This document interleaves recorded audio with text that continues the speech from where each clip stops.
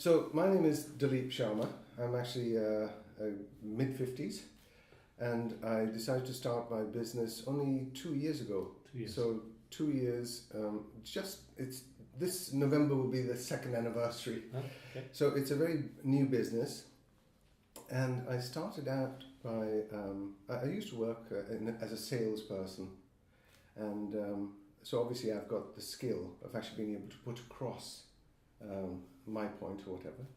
But it's a strange thing that I actually chose food. Yeah, why food? Yeah, food is because everybody has to eat. Yeah, true. And the other thing is that I wanted to try and use some of the skills that I had. And going back to when I was a child, I was very interested in cooking. Alongside my mother in the kitchen, I used to help her out a lot. But I never thought that that would be something that would actually come back to me these many years later to actually make it my business. So 2 years ago, let's go back to the beginning. I actually decided to actually stop doing what I was doing for a number of reasons. One was my father had recently passed away. So I said, well, I'm going to take a break. I'm going to think about where I go from here. I've got a bit of capital to actually as an investment. And I thought I'd take it from there. But at all times, I thought, well, what I should do is go with my heart, go with my feelings, the thing that I really feel passionate about. And if I didn't feel the passion, then I didn't put the love into the job, I'd soon get fed up with it and obviously give up. And the thing is that the food industry is extremely tough. You've got lots of competition.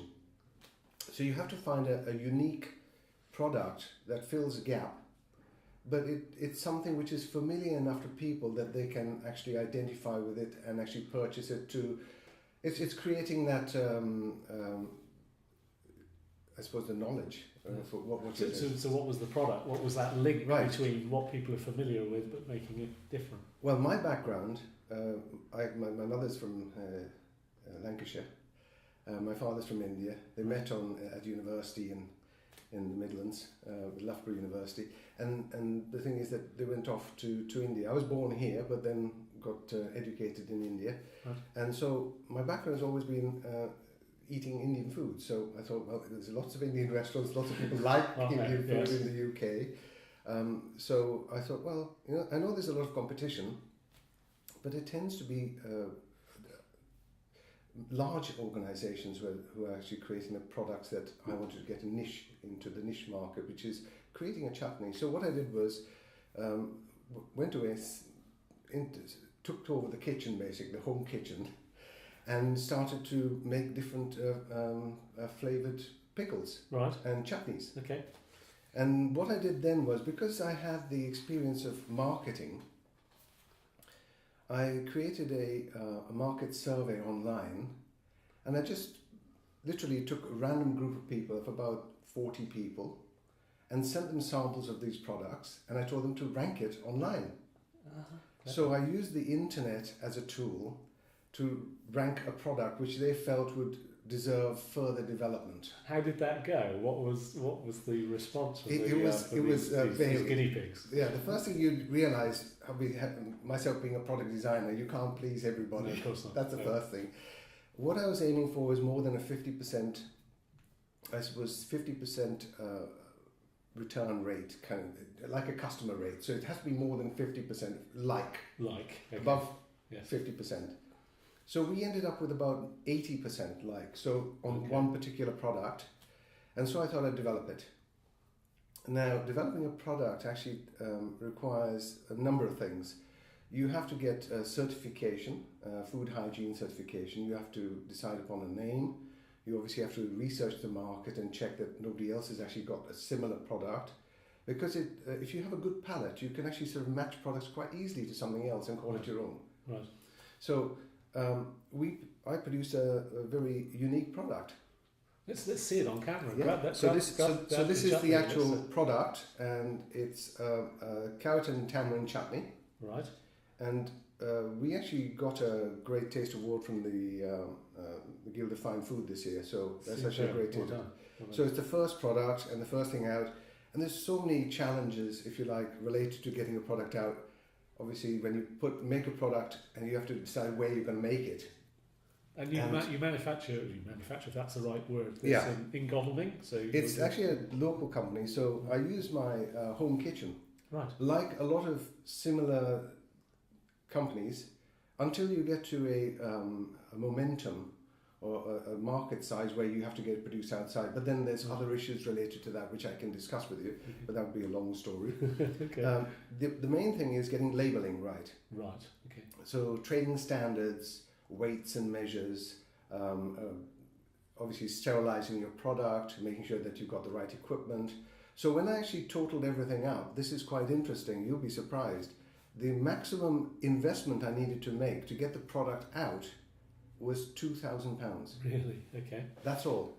That's all you really need. I think a lot of people get scared, but if you actually plan the thing properly, Yes. you'll find that it actually works. Keep your investment costs down. Keep your investment costs down. So apart from online, I mean, is the chutney available in shops? Is it used by restaurants? What's the kind of distribution of the product? At the moment, as I say, it's a short process, but it sounds like a long time. So what we do is we go to local markets and sell the product. Right. Been to the BBC Good Food Show. Right. So that's a 3-day event, and that was in Blue Water last year, April. So I went to that, and we literally sold out. Excellent. So it was an excellent thing for us. So going back to the internet research you Yes. did, where you got that 80% Yes. like Yes. the product. Yeah. How does a potential buyer of your chutney then compare your product Yes. against somebody else's? If we go into the supermarkets, the shelves will presumably be Yes. stacked full of these things. So what's different about yours that gets you that high like ratio? So to start with, what we did was it was a survey. It's an online survey. Yes. But I had to send people product. Yes. So initially, what I did was from a recipe, which is my own recipe, something I like. I tested it out in the family and said, "What do you think you like it?" Even I've got kids who are quite young, and they said yes, even though it is spicy.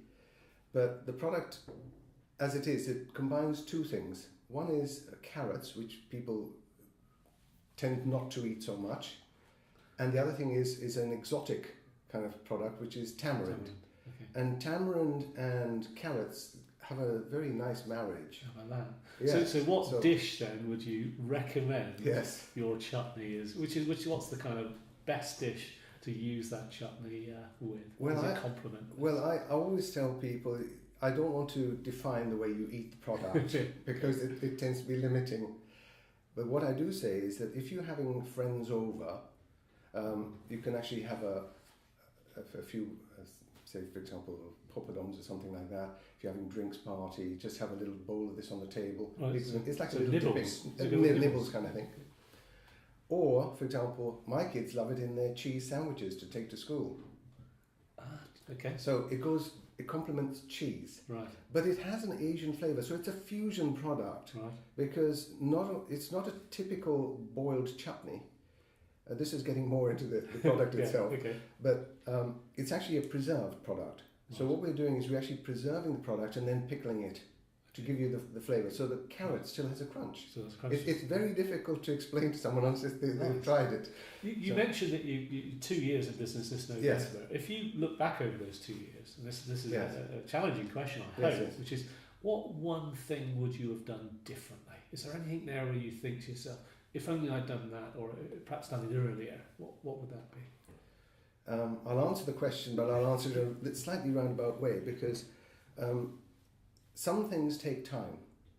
And if you want to end up with the right product, rather than with it being, say, manufactured in bulk, Right. which is always the issue. People say, well, I can't produce more than 100 of these at a time. Okay. So every time I produce something, simply because 100 of them equals a certain size which will fit on my cooker or in the oven. Capacity. Yeah. So that's the limitation. To say whether or not I'd actually go down the route of maybe producing the product with someone else, it's debatable. But that's the only thing I can think of because it's organic. Because you have to grow the business with the feedback. So in in 5 years' time, Yes. if we sit down together and I interview in 5 Yes. years' time, is it still maximum capacity 100 jars of the carrot and tamarind chutney, or is there a new range of products, or is there some way in which you're going to increase capacity? Well, as far as the products are concerned, I don't want to produce too many products. And the reason for that is because if you have more than the number that you can handle in a certain environment, it makes it very difficult Yes. to produce because you've got to keep changing the processes. Yes, indeed. So that is something which perhaps maybe I'll limit to about 5 products in all, but it's difficult. It's I'd love to know. I don't have that look into the future, looking glass into the future thing. But what I want to happen, which is maybe perhaps a better way of answering a question, I want this to be available to everybody, and that will require a certain number of changes in the way the business is structured. Right. Okay. So I'm going to need investment, I'm going to need partners, I'm going to need people who have equal passion in actually getting this out. Right. Distribution, Yes. a whole load of other, there's a whole load of other So things. if somebody's watching us have this conversation today, Yes. where do they get hold of your product? Where is it? Today it's available online, or I send it to the local markets in Godalming. Okay. Well, for the benefit of the camera, say where online is. What's the address? Online it's ollofoods.com, and we have an online website. It's all electronic, so it's PayPal for payments on the system. Excellent. And the other part of the growth part of the industry is in a different area of the business, which is not just, this is what we call the packaged product, and we actually have also the second product, which is basically a glaze. Right. So you put it on your meat after you've cooked it. Right. So it's a barbecue flavoured glaze, a smoked spice glaze, which actually goes on your meat after you've cooked it. So it actually is another product there that we have at the moment. So those are the 2 products online, and we do have some products which are packaged for gifts as well. Right. Good. Other than that, we're tending to move into an area which is bespoke catering, because everybody loves the food, and I've started catering for people just on a whim, and that's a different part of the business which is obviously starting to take off now. Excellent. And I'm finding that people are asking whether I'd actually, because of my background and experience in business, whether I could use the cooking part of the business to go in there and do some team building. Okay. So they want me to go in there and give different teams perhaps a curry or something to make. And I take all the equipment. I've got a big tarp which I can set up in the... So you can do some training and bonding of teams together. Listen, I have to say, yes. I don't think you're in business at all. It sounds like far too much fun. It is fun. Excellent. And Thank you. That's the way it should be. Thank you for telling us. Thank you very much for your time Really as well, and brilliant. thank you for giving me the opportunity. Good.